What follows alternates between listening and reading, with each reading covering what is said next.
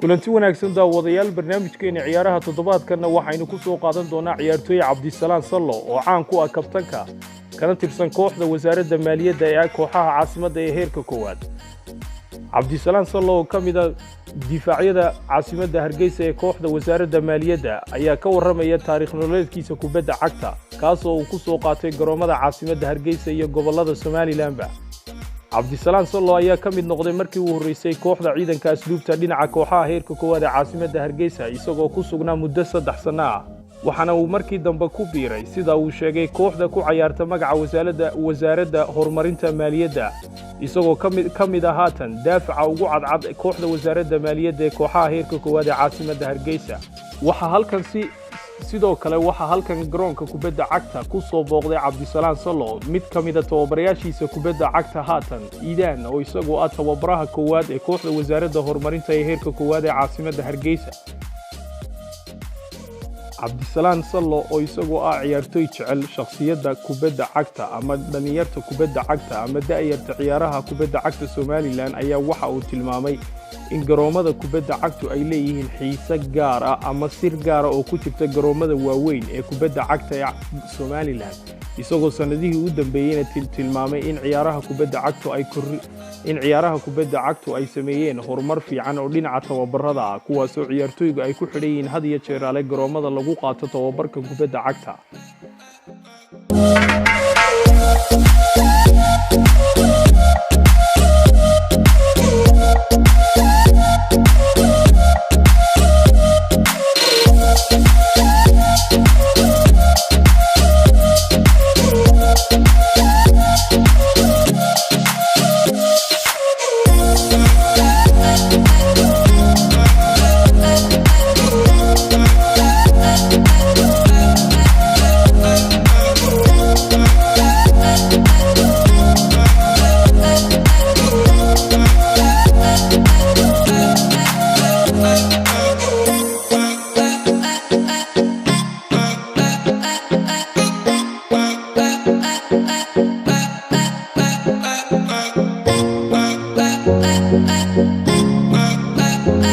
الرحمن الرحيم waxaan ahay ciyaartooy magaciisu yahay Cabdisalaan Cumar Axmed kuna naanes dheer Kabitaano Sallo bulsho badan ay taqaano Kabitaano Sallo sidoo kale waxaan ahay ciyaartooy heer caalamiya kana ciyaara kooxaha heerka koowaad gaar ahaan kooxda maaliyadda kooxda wasaaradda maaliyadda haddana halka taariikhdeeda ka waramo kubadda cagta waqtiyo badan baan bilaabay walow aanan nimka taariikhdii aan sheegi karin haddana kulay waqti waxaan soo bilaabay qaliil ahaa kubadda cagta waxay tahay waqtiyada qaar kood waxaan ku soo beeganay family-gu ama hooyooyinka kale ay noo diidi jireen kubadda cagta waxay tahay maanta noo arkaysa wadankeena heerka ka taagan tahay haddaan si yar kooban uga hadlo kubadda cagta runtii waxaan ka soo ciyaaray ilaa 10 kooxood wax gaadhaya heerkaygii koowaad heerkaygii labaad iyo heerkaygii saddexaad iyo heerkaygii afraadba runtii haddaan halkan ku magacaabo kooxahan ka soo qayb qaatay waxa kamid ahaa kooxdayda kubadda cagta ee aan ku soo bilaabay Horseed oo ay wali haatan ay jiraan ciyaartooydan ka wada garab ciyaar jirnay qaar kood aanu ka wada tirsanahay kooxaha heerka koowaad sidoo kale waxaan ku soo xigsiday heerkaygii labaad ka soo bilaabay kooxda Chelsea United oo iyaduna ahayd kooxda xafadeeda ka dhisnayd muddo badan aan ka soo tirsanaa heerkan maanta taaganahayna trading-koogii amuurahoogii aan ku soo gaadhay sidoo kale haatan waxaan ka tirsanahay kooxda heerka labaad ee Duufaan sidoo kale waxaan ka tirsanahay kooxda heerka koowaad ee wasaaradda maaliyadda heerkayga kubadeed horta runtii sanadba sanadka kasii dambeysa wuxuu noqonayaa mid koraya oo marxaladda aan ku jiray sanadkii hore mid kasii koraya marka insha Allah waxaan rajeynayaa halka iyo halka kasii wanaagsanba inaan gaari doono kubadda cagta ka gaari doono runtii kubadda duruufo fara badan bay iska leedahay walow aan la soo tacaalanay duruufaha kala duwan ee kubadda cagtu leedahay alxamdulilah waan leenahay maanta xaaladdan kaga jirno kubadda cagta maadaama nahay ciyaartooyada caasimadda ugu wanaagsan ama ciyaartooyada caasimadda maanta ku magac dhaawan runtii marxalado kala duwan bay soo martay waqtiyada qaarkood waxay soo martay aanan ugu xalaaliyo waxaan aanan ciyaarin aanan jirin fursado dhaqaale la'aanu jirin baa waqtiyada qaarkood waxyaalo fara badan baa aduu na soo maray oo kubadda ku saabsan laakiin maanta alxamdulilah heerkan taaganahay ayaan ku alxamdulilah leeyahay oo waxaan arkayaa inaan marxaladii caqabada inta ka gudbinay waxa yareemkan haystaan ay dhawaan naga dhammaan doonaan insha Allah haddaan guud ahaanba ka hadlo garoomada Jamhuuriyadda Somaliland oo horta runtii aad bay fara badan yihiin wax la soo koobi karayna maaha laakiin inta garoon ee ugu caansan haddaan ka sheego waxa ka koowa Hargeysa Stadium oo ah mid sir badan ku dhuuhan tahay oo taageero badan iyo guulo fara badan aan ku soo gaaray sidoo kale waxa kamid ah Cabdi Bile Cabdi oo isaguna ah garoon taariikhi ah oo kulli taariikhda adduunkana ku xusan orodyahanno badan ay ka soo baxeen sidii ay ugu ordi lahayn ama xaaladda ay garoonka kaga soo qayb qaateen sidoo kale waxa kamid ah garoonka Burco Stadium Alamsi Stadium runtii isaguna waa garoon taariikh gooniye leh oo xamaasad leh waqtiyada qaarkoodna markaan ku soo ciyaarayo aan isiraahdoba Burco waxaad moodaaba inuu meeshii kubadda loogu talagalay ay tahay sidoo kale waxa ah iyaduna Cabdullaahi Stadium oo berbera ku yaala oo isaguna garoomada Somaliland ugu wanaagsan kamid ah taageerihiisu cajiib yihiin kubadda lagu ciyaarayo sida qaabka loo dhigana oo standard yahay sidoo kale Mo Farah Stadium oo isagu khaasatan ah garoomada runtii aan ugu ciyaarista badan ahay inta badan maadaama Hargeysa Gabil u dhowdahay runtii waxaad moodaa isagana in aad looga habeeyay oo maxaan ku raadayay taageerihiisa iyo kubaddan ku soo ciyaarna waxay yeelataa xiise gooniya marka waxa laaliyo waxa soo dad oo taageera oo aragto iyo qaabka uu qaadayba aad baan ugu isagana ugu mahadnaqayaa sidoo kale Xaajida Stadium isaga waxaad moodaaba isagu inuu bulsho fara badan isagu goonidiisa iskaga samaysan yahay boormeeyada lafteeda waxay moodaa meeshii kubadda loogu talagalay qaabkii loo ciyaarayay qaabkii la isku resafti gareynay marka garoomada cagta ee maanta Somaliland ka jira waa garoomo gibiyooga sar ku dheehan tahay oo aynu oran karno maanta waxaynu u baahanahay inaynu tartano joogto ah ka helno si sumcadda bini'aadanimo iyo sumcadda shakhsiyadeedba ay kor u marto marka haddaan ka tilmaamo garoomada ka soo qayb qaatay ama ku ciyaaray waxa kamid ah Hargeysa Stadium oo isagoo aan muddo fara badan ku ciyaarayay ilaa 20 maxaan ku raadayay tradingkii oo intaaba marxalado kala duwan la soo marayay sidoo kale waxa kamid ah Cabdi Bile Cabdi oo isagana safaro iyo amuraha ku gaaray sidoo kale Burco Stadium oo isaguna Alamsi Stadium isaga khaasatan waxban kaga tirsanay koox baaban uga jira marka insha Allah Burco on uga ciyaaro kooxda dawladda hoose ee Burco oo aan dhawaan kamid noqday dawladda hoose ee Burco marka runtii garoonka Burco waan ka soo qayb qaatay wareega badanna waan uga qayb galay sidoo kale Cabdullaahi Stadium walow aan koox ka tirsanayn haddana waxaad moodaa inaan noqnoqodkaygu ku farabadan yahay Gabil Sport Center waxaan jeedaa Gabil baan jeedaa iyadana runtii mar walba iyadoo meel walba ay joogto koobka imka degmooyinka ka socda laftooda waan ciyaaraya sidoo kale Boorama koobkii maanta dhoweed leeyaan ka soo ciyaaray marka runtii garoomada caasimadda oo dhan waxaan aaminsanahay inaan mid walba ku soo ciyaaray aan gobolada yaryar ahayn runtii haddaan idhaahdo macallimiinta maanta jooga ayaan ka hadli karayaa ama aan wax oran karayaa horta runtii macallimiintu aad bay fara badnaayeen haddaan mid iyo laba iyo saddex ka soo qaatana waxaan maleeyahay inaan koobi karin laakiin waxa jira shakhsiyaad gooniya oo si gooniya majority-ga ay saar jireen noqon lahaa qof jira oo maanta halkan nabaal weyn uga haya waxa kamid ah Macallin Ibrahim Salaaman Cali Kaariye oo isagoo ah macallinkayga caruurnimadeedii waqti badan da'yarteedii xiliyo badan iyo waqtiyo badan ay soo galeysaan kubadda cagta uga dhex muuqan lahaa sidoo kale waxa kamid ah Macallin Faisal Muuse Ildab oo maanta heerkan aan taaganahay aan is oran karo isaga maanta ku soo gaarsiiyay marka la eego gariirka heerka koobaad ورنتي ومعين شخصية دي سؤال ونكسن تاي وقفت الدمدي سنة كل عينين أنت ولا سكود أوجي مركا واحد أمسنا هاي معين كاسي إنه كل حيس جوني ويقولي سدوا كله واحد كتير معلمين فربضان وأنا حتى لو هذا كل من يمكن سيد معين كدير الدواء كله ولي ترديني يوح بس كمان كل من سيدا كمان محن كل هذا معين كان سعيد فيارة كله معلمين سأوفر بدون أنا نقول كل من بقى يا ولي ترى لكن معلمين تنقلنا سيد عبد الرياض وكله معلم إيدان وكله وفيصل موسى ده بكره سواء حبين يجوني بس ويجدوا المعلمين تكلبا مركارنتي ciyaartooyga dalka haddaan halkan kaga hadlo runtii ma soo koobi karayo maanta ciyaartooyga dalkeenu leeyahay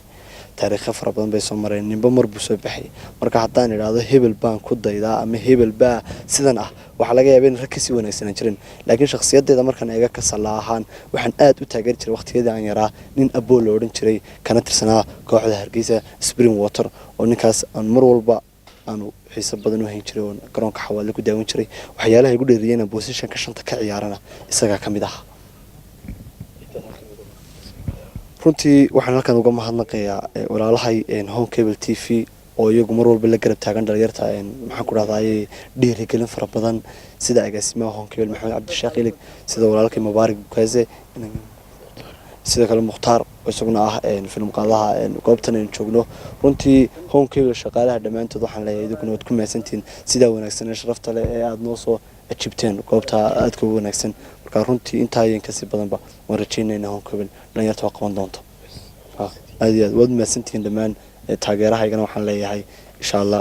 sanadka 2020ka sanad cusub oo wanaagsan oo Ilaahay khayr leh hayno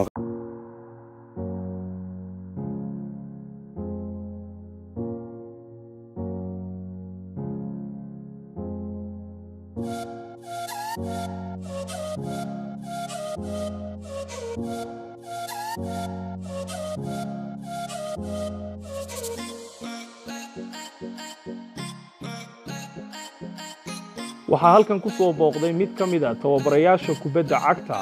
haatanna ah tababaraha koowaad ee kooxda wasaaradda horumarinta maaliyadda ee kooxaha heerka koowaad ee caasimadda tababare Iidaan oo tilmaamay shakhsiyadda Cabdisalaan Sallo shakhsiyadda nololeed ee uu ku leeyahay kubadda cagta waqti xaadirkan sidoo kale waxaa xusid mudan inuu halkan ka soo muuqday oo uu ku soo booqday mid ka mid ah ciyaaryahanada kubadda cagta waqti xaadirkan ugu caansan caasimadda Hargeysa iyo Somaliland Maxamuud Cabdi Xasan oo isagu tilmaamay shakhsiyadda Cabdisalaan Sallo bismillaahir rahmaanir rahiim Cabdisalaan Cumar Axmed oo ku magac dheer Saleebaan ama Kabtan Sallo runtii wuxuu ka mid yahay ciyaartooyada difaaca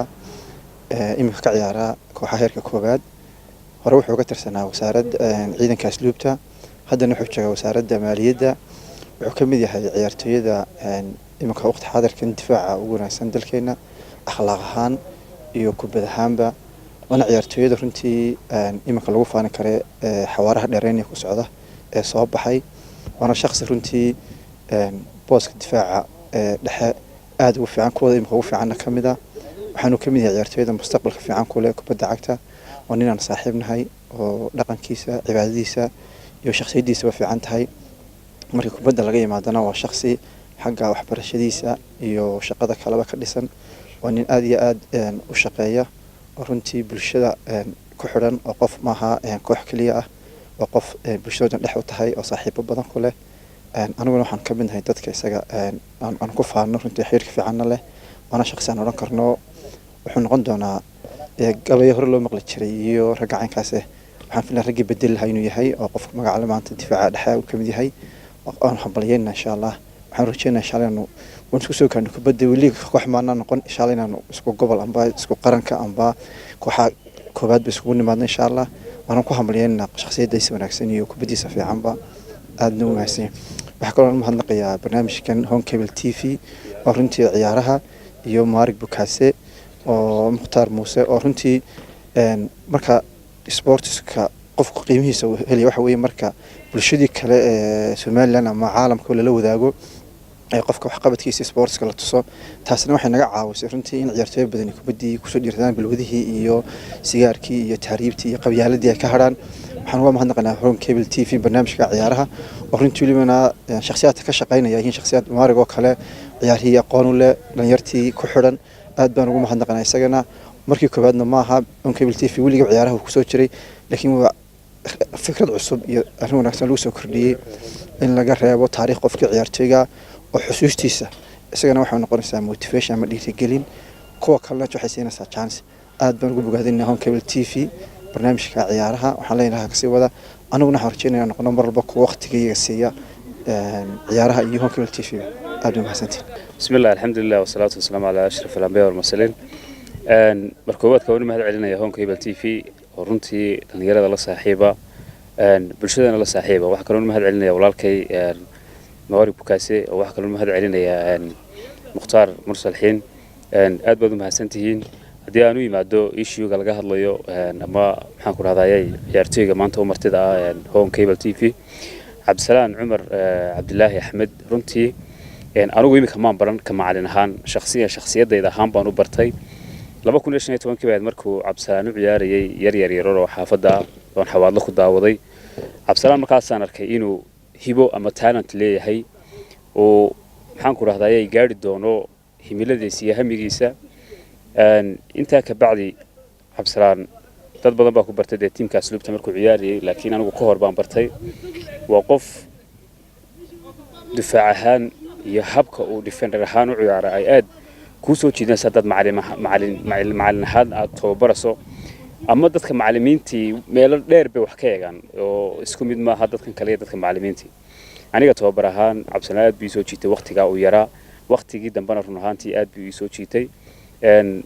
horta kubadiisu waa halka ka soo bilaabantay xaafadda ka soo bilaabantay aad ka qurux badan soo yar oo aad u yar inta ka bacdi tiimka maaliyad ahaan waxaanu cabdisalaan keenay difaacan ugu wanaagsan oo waxa runtii anagoo noo arkanay inuu tiimka maaliyadda wax fara badan oo qabyo ah oo gaab fara badan inuu ka caawinayo run ahaantii weli tournament lama sameyn tartana lama gelin laakiin waxaanu aaminsanahay ka maamul ahaan iyo ka tababar ahaan iyo ka tiim ahaanba in cabdisalaan ku soo kordhin doono tiimka wasaaradda maaliyadda horumar fara badan sidii uu tiimka ciidanka asluubta finalka uu gaarsiiyay inuu annagana maxaan ku rahdaayay annagoo isku duuban gaarsiin doono kubadiisuna runtii ay intaa in ka badan sii horumar doontaan rajeynaa insha Allah xagga akhlaaq ahaanta iyo edeb ahaanta cabdisalaan haddaan u imaado waa qof mutaadaba akhlaaq badan runtii aan cunfi lahayn aan marka kubadda la ciyaarayo kubadda sidoo u qaadanayo qofka uga qaadayo iyo sidoo u dhisaya labaduba runtii ay compromise aad ay isku maxaan ku rahdaayay dhow yihiin xagga waxbarasho ahaan anigu cabdisalaan aad baan ula socdaa cabdisalaan waa qof aan kubadda nolosha aan ku koobin oo wadankeena dee wada dad kubadda nolosha kubadda ku koobto runtii wax fara badan baa ka aanad gaarin ama kaalumaya cabdisalaan runtii waa qof shaqo kala qabto shaqaysta xagga shaqo ahaan waxbarasho ahaanna fiidka ayuu waxbarashadiisii wataayo galaa anigu markaan training ka sameynayno haddaad u sheegto cabdisalaan isagoo lambarkiisu xidhan yahay xagga ballanka aad buu ilaaliya haddaad u sheegto iyada oo ay trainingkii ka harsan tahay daqaa'iq watawaal cabdisalaan waa ninka dhaweeye soo qaadanaya markaaba imanaya shakhsiyadiisu waa taa xagga cibaada ahaanna waa qof cibaadadiisu aad u wanaagsan tahay cabdisalaan dhan walba oo qofka sidaa uga dhisan runtii dee mana faaninayo oo xaqiiqadu waxa weeye qof walba dee qofkiisa uu garanaya oo magaala la joogay qof walba dee uu garanaya intaa ka bacdi rajada aanu qabno iyo ididilada aanu qabno waxa weeye cabdisalaan inuu naadiga wasaaradda horumarinta maaliyadda inuu gaarsiin doono xagga magacuba uu tahay horumarin inuu isaguna xagga kubad ahaan horumarin doono wax fara badanna gaari doono guulo badanna la gaari doono insha Allah tacaala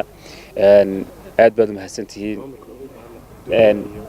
waxa kale oo aan halkan uga mahad celinayaa tiimka wasaaradda horumarinta maaliyadda oo ay ugu horeeyaan wasiirka wasaaradda maaliyadda Saad Cali Shire oo ku xigo agaasimaha guud oo runtii qof aad imika u fahansana kubadda cagta agaasime gurxan runtii waxa kale oo mahad celinayaa howlwadeennada wasaaradda horumarinta maaliyadda shaqaalaha waxa kale oo mahad celinayaa tiimka wasaaradda maaliyadda gabi ahaantooda waxa kale oo mahad celinayaa gudoomiyaha naadiga oo aad runtii wax fara badan tiimkan ka bedelay u hagar baxay isagoo shaqooyin kala haysta Kamal Maxamed Yuusuf ilaahay raali ka noqdo waxa kale oo mahad celinayaa tababar ku xigeenka Amiin Sheekh Ismaaciil dhammaan annagoo isku duuban waxaanu leenahay aad baad mahadsantihiin assalaamu calaykum waraxmatullaahi wabarakaatuh